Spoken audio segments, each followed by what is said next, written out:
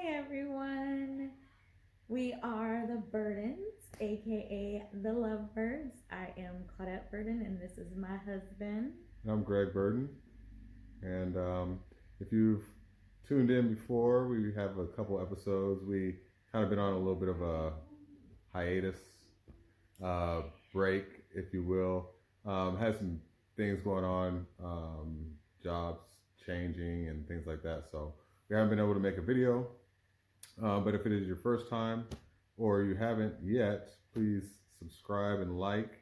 We want to keep doing the videos as often as we can. So this is our third video. Third or fourth? I don't remember. Well, we did the introduction and we did the date night. Maybe not, because we don't have to keep Either way, we're here. We're doing it again. We're here today.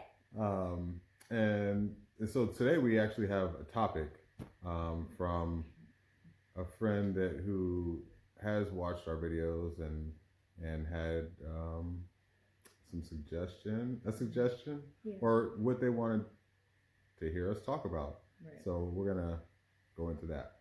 Yeah, so one of our subscribers wanted to hear how we met and have a little backstory, and also to talk about how we've been able to sustain an almost 19-year marriage and what keeps us from throwing in the towel when we know we love each other but don't necessarily always like each other. So, we're going to talk about some good stuff today. You want me to? Well, it's not going to be. I can put that over here. I was ready to stop in Oh, at the bottom? Yeah. I keep hearing him tap on this piece of paper that's right under his hand. So, communication is key. You're right? almost doing the towel just now. All right. So first, I wanted to read a little scripture, and so I am going to read from 1 Corinthians 13, verse 8, and on for a little bit. No, not verse 8, verse 4 to 8. So, and is this the NIV that you're reading, or? I am reading the NIV, Oh, okay. Mr. Now King James. No. I was trying to let You've recently converted, and some people know. Yes, I will be reading from the NIV version. 1 Corinthians chapter 13, verse 4. And it says, love is patient, love is kind, it does not envy, it does not boast, it is not proud, it does not dishonor others, it is not self-seeking, it is not easily angered, it keeps no record of wrongs. Love does not delight in evil, but rejoices with the truth. It always protects, always trusts, always hopes, always perseveres. And then the first part of number 8 says, love never fails. So I just thought that was a good one for kind of what we're talking about today, and kind of tie it into how we were talking about the love languages before, and just to hear a little bit about what the word says about love. So how we met. Who's getting started? Did you already tell them the question? Yeah, I did. Oh. Okay. Communication is key. All right. So, I guess I can start with how we met. So the way we met, we had a mutual friend. He was a really good friend of mine, and a friend of Claudette's through another person. He was actually, well, we won't get into that. But why? Well, it's not relevant. It's not a secret. We had a mutual friend, and I was away at school in South Carolina, and the mutual friend said, "Hey, you should meet this person when you come home for the summer." I said, "All right, cool."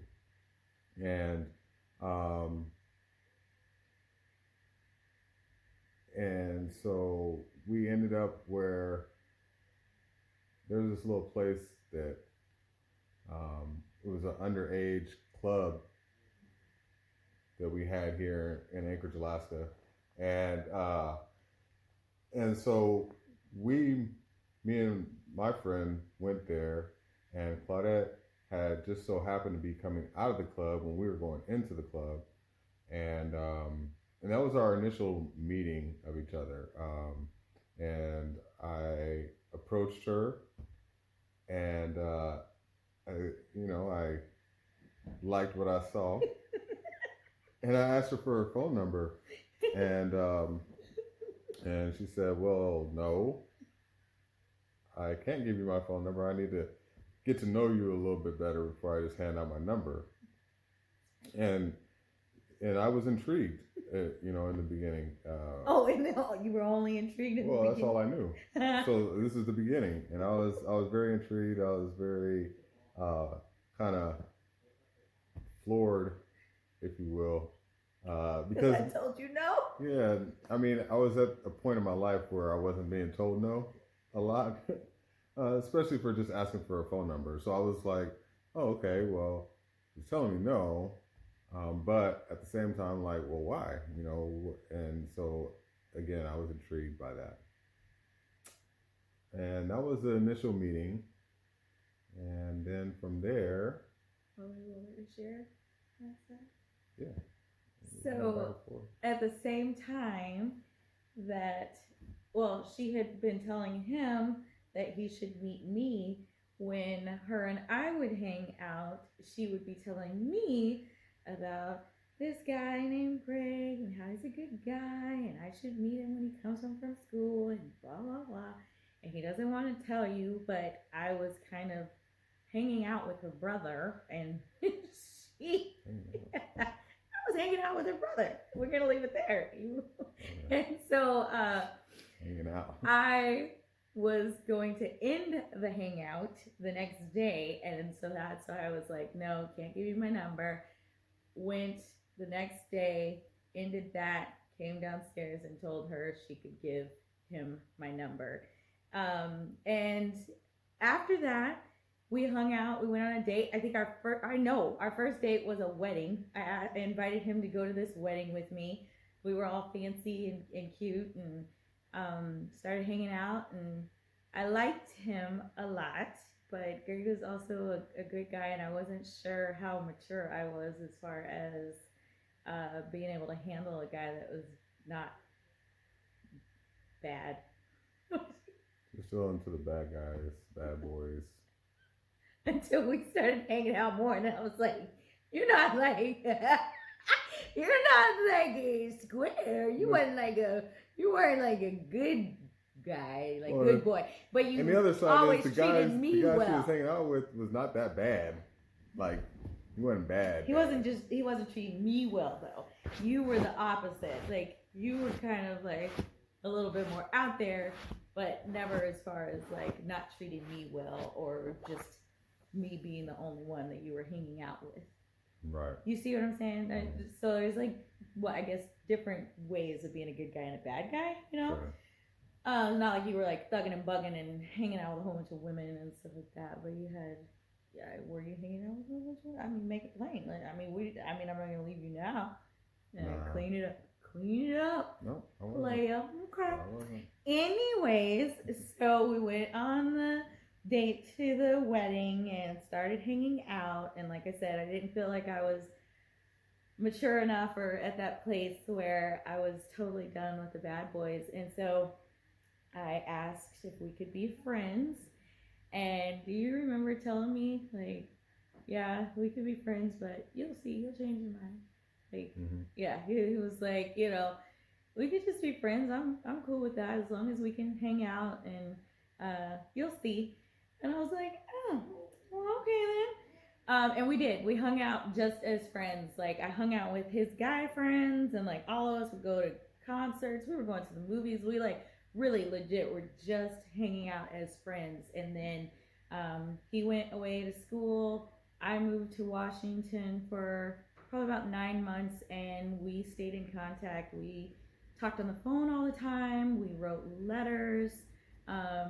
We talked a lot about just like the things that we were doing. We were honest about like other people that we were like seeing and stuff, because we were really friends. We were really good friends. We were best friends.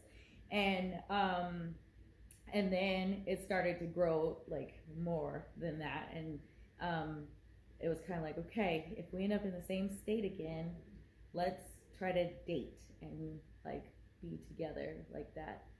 And I moved back to Anchorage, I think in September. He came home for Christmas and never went back, and we were never not together again. Mm. It's crazy. And then we dated for, so we were best friends for like a year and a half, then we dated for another 2.5 years, and then we got married. So, Right. yeah, we've been hanging out a long time. Right.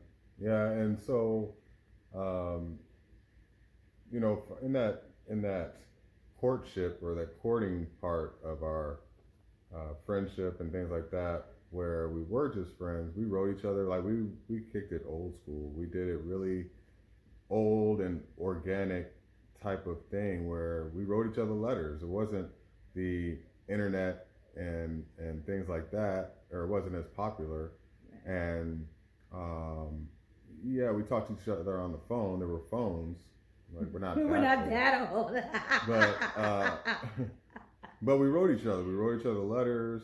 She would put a little perfume on the letter so I could smell it. And I mean, just really, it might seem corny, but it was just very fresh and old at the same time, and it worked.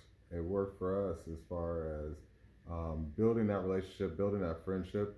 We were able to reveal things to each other in letter and writing that we wouldn't necessarily, or may not have been able to necessarily talk about in person. And so I think that had a huge impact on us just getting to know each other and figuring out who each other are. So we found out we liked a lot of the same music, and she was into the same music I was into, and we vibed on that a lot too. And so, you fast forward, and I'm here, and so we're together now, and like Claudette said, we hung out, we dated, and then I asked her to marry me on Christmas. It was a Christmas Eve. Christmas Day, babe. Oh, Christmas Day. Mm-hmm. Yeah, Yeah. it was that night, but it was Christmas Day. Right. In the evening. Yeah. And she said yes, and so then the wedding and all that, start planning for that and everything like that, and we got married, and now we're almost 19 years married. In June it'll be 19 years. So then I guess that leads or goes into the next part of the question, Right. like how do you sustain that long in a relationship? How do you still love a person that you might not like all the time? And not throw in the towel. Not throw in the towel was the words that were used. Mm-hmm. And I think it starts with the same way we started this. We always had God in our life, and that was the meat of our relationship. Even when we were dating, Claudette was like, hey, I go to church. We're going to be dating. You should probably go to church with me. I wasn't foreign, or it wasn't new to me to go to church. I just wasn't going every Sunday like that and everything. So, but I was open to it. One, because I liked her, and two, because it's God. He's ain't ain't nothing wrong with God. So you don't love God, right? What's wrong with you? So we were going to church. We were going to her dad's church, and again, this is still just us dating. I hadn't proposed to her or anything like that, but we were going to church together, and she had her car. I didn't really have a car at the time, so she would pick me up and go to church and stuff like that. But again, that's how it started, and I think that is what has kept us this long. I know that is what kept us this long, because we have had hard times, and there's some people from the outside looking in would probably look at it where they don't see the hard times, because there weren't a lot. Like we never had, not never, but there were very few times where it was like, I just do not like this person. You know, we always had that like and love for each other as people. There were times when we didn't like what the other one did, or times that we would argue about things, and we've had some good ones. And when I say good, I mean bad arguments. You know, right. Times when it was really, yeah, it was really like, maybe we need to rethink this thing.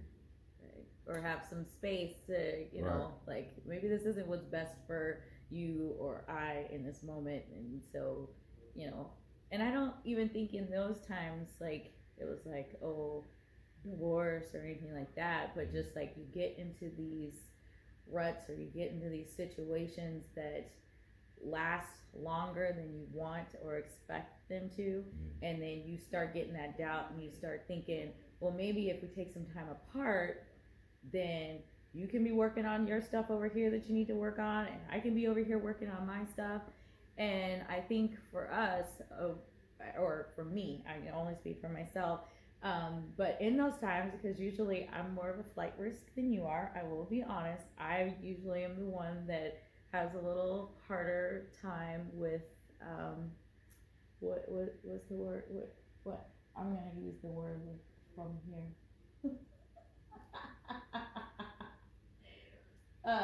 With self-seeking, and with being long-suffering.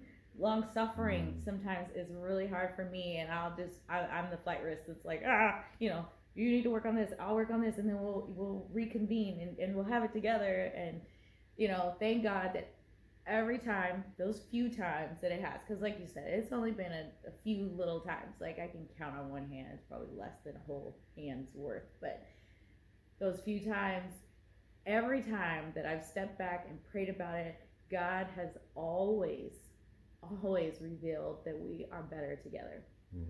Every time, you know, and that's what sustains us. That's what keeps us from throwing in the towel. I know that's what keeps me from throwing in the towel when I get like that. And then in that, God always reveals my part. It's like, oh, you got that out of your system. You told him how you felt. You feel better, that you think that this is the best way it should be done.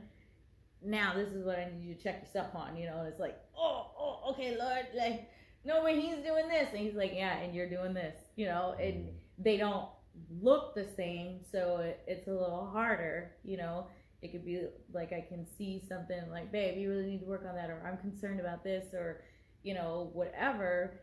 And just because mine doesn't look the same doesn't mean I don't have the same stuff going on. You know what I mean? It just comes out a different way. Like maybe, you know, my attitude, or the way I respond when I am going through something or whatever. Like God's not like, you're not right or better because you're not doing the thing that he's doing, when you still are doing things that are out of order, that aren't helping make your relationship better with him or me. You know what I mean?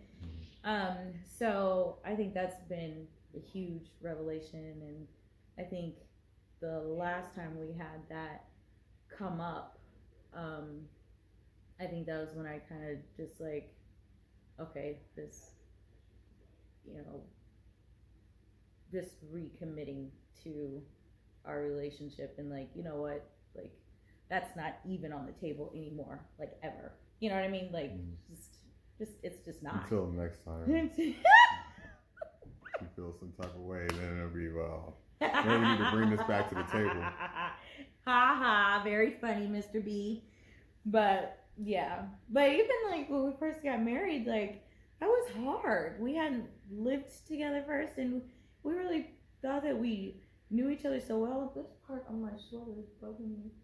Anyway, you know, we knew each other so well, and we were so close, and you know, I think when I moved in, we got our apartment June 1st. I think I moved in the 7th or 8th, and then our wedding was on the 15th. And I only moved in because we had so many people coming into town. But then we're like, no. It was like pretty quick.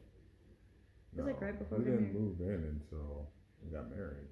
I thought I moved in a few days before because so many people were at my parents' house. No, but you weren't living there. Oh, You didn't live there because see? So, we didn't live together before we got Yeah. married. yeah, And so then you got that whole other thing on top of it. right, because and- you've never seen the dirty draws until you live with somebody, and that's a real deal. Like, it is. and it's a part of a relationship that we didn't go through. I'm thankful though that we didn't. Like, a little bit. I still agree with the way that, again, we kept it old school. We did things that you would hear about from your grandmother or your mom saying, yeah, you don't live with the man before you get married and blah, blah, blah. And that was how we kind of built our relationship and our beginnings. And so I don't regret it at all. It was just, again, it was one of those things, it's very eye-opening when you do finally move in together and start cohabitating and actually seeing the person's crust in their eye when they wake up, because it gets crusty. And not her, Not me. I get crusty. And you can't just like get an attitude about something and be like, well, I'm going home. Right. You still gotta lay in the same bed and you like Right. trying to lay on the edge of the mattress and Exactly. So, but yeah, and I guess hopefully this is encouraging to anyone that's watching the video, and just know that you can make it work. You just gotta work. You gotta work it. It's not gonna come easy, but nothing worth it is easy, right? It's work, and you know we've had counseling more than once from more than one person along the way, you know, and you know our last incident of issue where you know the whole, well, maybe we should take a break thing was fairly recent, you know, and so, and when I say recent, I mean in the last couple of years. Yeah, within the last 2 years. So you figure that's 16 years married, and then that still gets kind of thrown in there, where you're like, well, maybe this ain't it. But we had to work through it, and that's the thing. So if you want it to last and you want it to work, you got to work. And listen to what God has to tell you, because He'll show you. He'll show you how to make it work. It's when we try to take it over and think we got to figure it out how it's gonna work, and God's like, okay, good luck with that. Mm-hmm. See how long you guys last. Right, and then adding kids into the mix and all that. So, again, we just want to encourage you all, or whoever is, you know, starting a relationship or been in a relationship. One, because it worked for us, keep God first. That's key. That's key.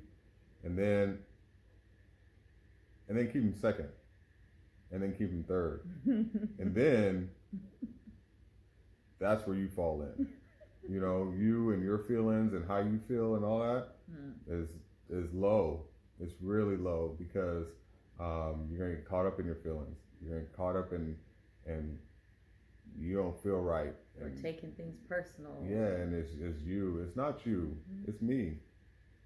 Yeah. But it's God first. So, so that, I like that you said him and him and him, because it's like you said 3 times, like Father, Son, and Holy Spirit. Oh, look at you! You don't even know. You don't even. I ain't even write that script. You didn't even try that. See, it just came out. That's it just him. is flowing. It's him through me. Yeah. Okay now. Anyway, Let's see. I digress. So we gotta write it in. Yeah. So I think we answered the questions. Again, you know, we don't want to keep it too long, but yeah, the main thing is be friends. Yes. Talk, communication. So that's one thing we didn't touch on too much. I mean, I think we did, but if you notice and you were paying attention, we had multiple forms of communication. The writing the letters, I mean, that still happens. Where we still write each other letters. Claudette's a little bit more, she does a little bit more than I do, but I do, and we still do, and we still communicate, even if it's in a texting way or whatever. You know, you got to communicate. You got to talk about it when it's out there. When something's not feeling right or it's bothering you, don't just bottle it up. Don't just keep it inside. And sometimes it helps just to talk to someone else, a pastor, somebody from your church. If you're not going to church, maybe a cousin, an in-law, but you got to get it out. And I'm not saying have all your business in the street. So that's another thing. Don't put your business in the street. Don't go to your friends and say, yeah, I'm gonna divorce him. I'm leaving him. He ain't no good. Girl, he ain't no good. Because when you go back to him, they're gonna be like, we can't stand him. Yeah, and they're gonna be looking at you like you weak. Yeah, that's that too. You keep going back to this dude, and he keeps doing the same thing, and then you come crying up, or vice versa. You keep going back to this chick. She keeps doing this stuff to you, and what are we gonna do for you? Right. You know, what can we do? You just keep coming to us crying, and now you want to hang out with the fellas because now you don't want to be with her no more. And then next week you can't hang out because you want to be with her. So keep your business out the street. Keep your business out. Yes, seek wise counsel. Seek wise counsel. People that have your best interest at heart, right, and are going to lead you back to what is God saying to you in this. Not a whole bunch of their opinion, but I'm gonna pray for you. And, you know, I pray that God will reveal to you what it is that he's calling for you to do in this situation instead of getting a whole bunch of mess going, because that's not going to help. Right. This is somebody that's listening. Yeah. Doing more listening than giving advice. Yeah. And unless we're real good friends, don't call me or Claudette. Don't. Just find somebody, though. Find somebody that you can talk to. Hopefully you can talk to your mate. Like that's the ultimate goal. And that's the other thing. That person should be leading you to what's God saying and get you back to going to talk to your spouse, because that's really what needs to happen. Or if you're not married yet, but yeah, the person your partner. Your partner, yeah. You should be talking to your partner. Yeah. Yeah. Definitely. And talking to your partner in love. Like that takes and even like all the stuff that I was reading about the definition of love in the Bible, like that stuff takes practice, because most of us are not like brought up or conditioned to love in that way. It's all like based on feeling, not based on the way you do things and the way you accept and allow for grace and forgive and all those things. Like not self-seeking. What? Like, of course I'm seeking what self wants. You know what I mean? We're not conditioned to practice those things. And what goes along with that is like communicating in love. Like if I'm at a 10, maybe I don't need to talk to you yet until I can come and be like talking about some facts. Like, you know, yeah, the anger and all that stuff might come first, but then like when I can sit down and pray about it and breathe about it and like sit in my mess for a second, then I can come and present to you the facts, like what's really going on. Babe, I'm upset because I'm concerned about blah, blah, blah, blah. Or what's been coming up for me is this, you know what I mean? That's different than just going off to just for the sake of I communicated what was going on with me. And now you feel like poop and, you know, who cares? Because I got off my chest what I needed to communicate. Yeah. Ugh. That's definitely not what it's about. No, and then you don't receive it, and then you're defensive, and then it's like, and that goes both sides. For you know, sure. It's like, for sure. Really? Yeah. So these are the ways we don't throw in the towel. Yep, this is how we keep it going. That and doing videos. Do some videos. You can do all kinds of videos, right? If you want to. I mean, do some videos and share them with each other. Like, don't share with nobody else. No, we don't want to see your Keep videos. your videos to yourself. Yeah, and don't let your kids scroll through your phone. Yeah, don't do that. Or their grandma when they. That's the other thing the too. kids. Don't let the kids spoil your fun, man. Don't let them take your joy, because they will. They'll try to take your joy. Suck it all out. Man, it's like, look, I need some time with just us. Yeah. And not the kids. And you know, oftentimes, unfortunately, it'll hurt a relationship. And so I guess I'm saying that to those that do have kids that are, you know, married and maybe going through it. Don't let the kids do that to you, because they're going to grow up and they're going to leave eventually, hopefully. And then it's just you two. And then if you want it to sustain, if you want it to last, if you want it to keep going, you have to look past them, and they gotta be kind of down on the list sometimes. I'm not saying don't feed them. We talk to, you know, feed them. Take care of your kids. Make sure they bathe regularly. You know what I'm saying? Take care of your kids. But when it comes to you and your spouse, you and your significant other, don't let them steal your joy. Because it's hard. They're it's not hard. first. You definitely have to put this as a priority, and then the kids. And I think the kids grow and learn a lot from that, from knowing they're not, you know, running the show. You're not the boss. And right. And it goes back to the whole the what you've heard for years: secure your mask first, and then put the kids' mask on. I'm saying that to say, make sure this is good, because you can't help them or do anything good for them if this part isn't good. If we're not good, then it's just it trickles down. It's a nasty domino pyramid type of effect, and they just suffer, you suffer, everybody in the house suffering, and then so now we got to get away from each other to try and stop the bleeding. But dang, we had dominoes, we had pyramids, we had blood, we had masks. It's a lot. It's a It's a lot. lot. It's good though. We're It's safe. good stuff. We made it. Yeah. Barely. We're still here. But we made it. So I think that's it. Yeah, we did it kind of kinda- long today. kinda- Sorry, guys. We missed y'all. Yeah. We had to put two into one real quick. Sorry. You can just watch some of it now and some of it later. Or just watch the whole thing. It goes by fast. Yes. Next thing you know, you're like, oh, we need a little bit more. And if you do need a little bit more, hit us up. Let us know.